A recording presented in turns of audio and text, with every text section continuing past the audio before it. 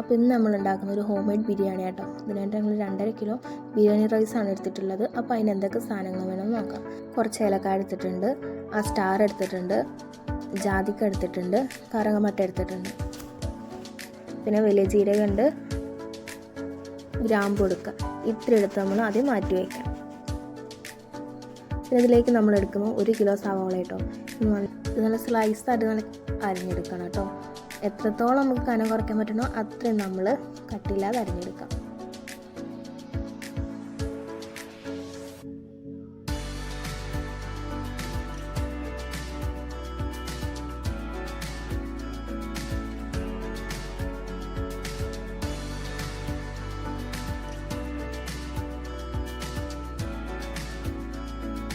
അങ്ങനെ മുകളിലേക്ക് ഫുള്ള് അരിഞ്ഞ് കഴിഞ്ഞിട്ടുണ്ട് കേട്ടോ. ഇവിടെ അടുത്തായിട്ട് നമുക്ക് അതുപോലെ തന്നെ 1 കിലോ തക്കാളിയും വേണം. തക്കാളി ഇതുപോലെ തന്നെ കട്ടില്ലാതെ അരിഞ്ഞെടുക്കാം.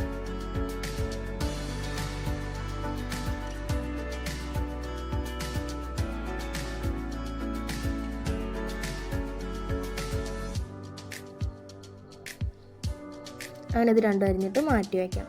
അടുത്തായി നമുക്ക് ചോറ് വയ്ക്കാനുള്ള വെള്ളം വയ്ക്കാം. നമ്മളിവിടെ 2.5 കിലോ അരി എടുത്തുകൊണ്ട് ഒരു വലിയ ചെമ്പെടുത്തിട്ടുണ്ട്. അതിലൊരു 3/4 ഭാഗം വെള്ളം എടുത്തിട്ടുണ്ട് കേട്ടോ.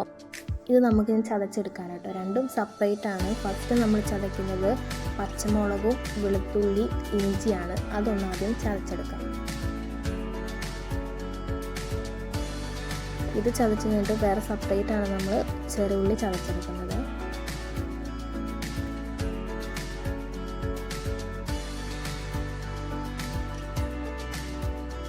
ഇതിന് കുറച്ചധികം മല്ലിച്ചപ്പും പുതിനയും നമുക്ക് വേണം കേട്ടോ.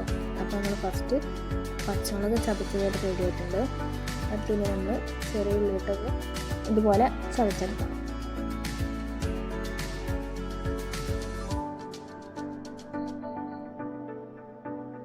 അങ്ങനെ ഇത് രണ്ടും നമ്മളൊന്ന് ചതച്ചെടുത്തിട്ടുണ്ട് കേട്ടോ. അടുത്ത് നമ്മൾ ചോറിനുള്ള വെള്ളത്തിലേക്ക് നമ്മൾ ഫസ്റ്റ് എടുത്ത് വെച്ച ആ സംഭവങ്ങളെല്ലാം ഇട്ട് കൊടുക്കാം.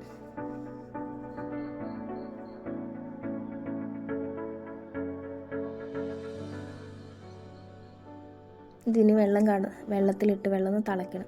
അടുത്തായി നമ്മൾ മല്ലിച്ചപ്പ് മോതിന് നന്നായിട്ടൊന്ന് അരിഞ്ഞെടുക്കാം കേട്ടോ. ഇത് നമ്മുടെ ഇഷ്ടാനുസരണം കൂട്ടിയും കുറച്ചൊക്കെ ഇടാം കേട്ടോ.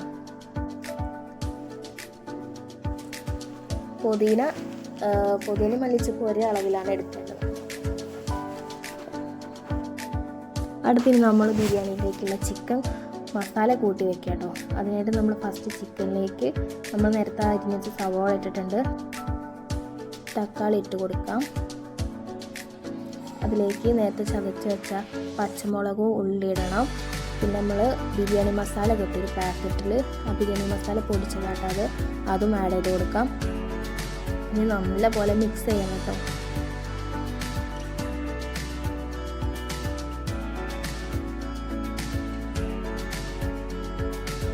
പിന്നെ അതിലേക്ക് പൊടികളായിട്ട് മഞ്ഞൾപ്പൊടി, കുരുമുളക് പൊടി, ഉപ്പും ഇട്ട് കൊടുക്കാം.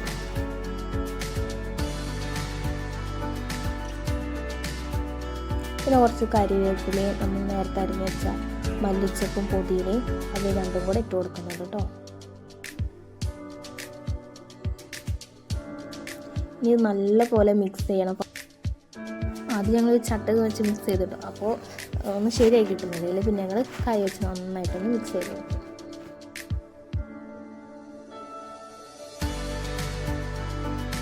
മസാല എല്ലാം എല്ലായിടത്തും എത്തണം. പിന്നെ അതിലേക്ക് കുറച്ച് വെളിച്ചെണ്ണ ഒഴിച്ച് കൊടുക്കുന്നുണ്ട് കേട്ടോ.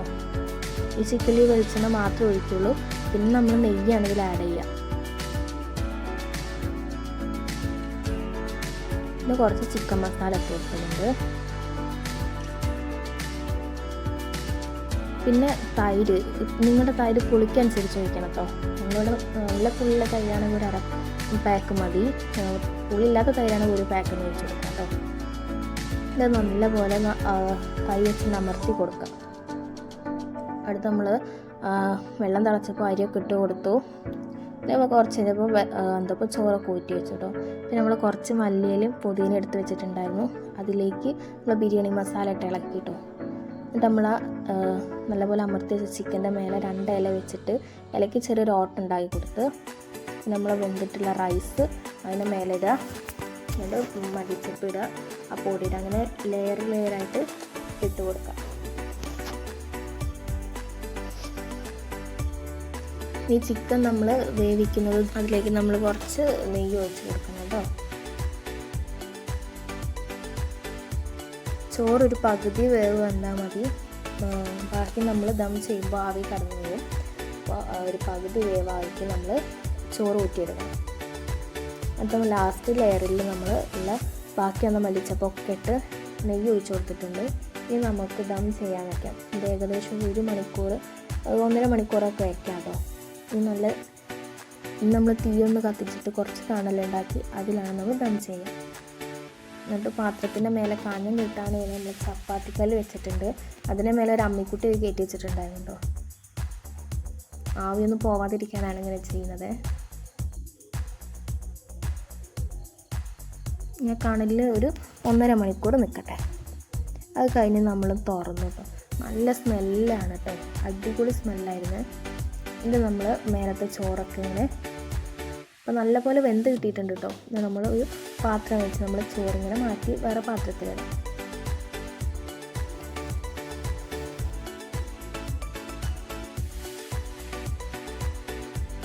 അങ്ങനെ ചോറ് വേറെ ചിക്കൻ വേറെ ഒക്കെ സെപ്പറേറ്റ് ആക്കി വെക്കുക കേട്ടോ.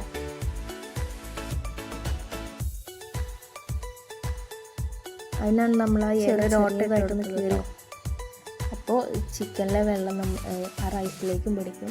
അപ്പോൾ അതിന് നല്ല ഫ്ലേവർ കിട്ടും.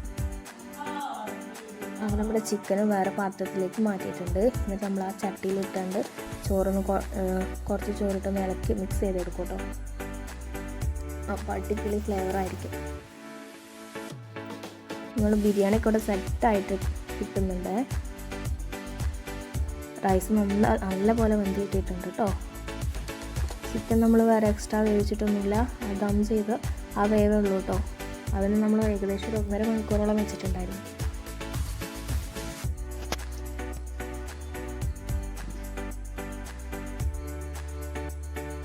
പിന്നെ നമ്മൾ കുറച്ച് ചർലാസ് ഉണ്ടാക്കിയെടുക്കും. ബിരിയാണി ഉണ്ടാകുമ്പോൾ ചർലാസ് ഇല്ലാതെ എങ്ങനെ പറ്റുമല്ലോ അല്ലേ. കുറേ ചർലാസൊക്കെ ഉണ്ടാക്കി അത് സെറ്റാക്കി.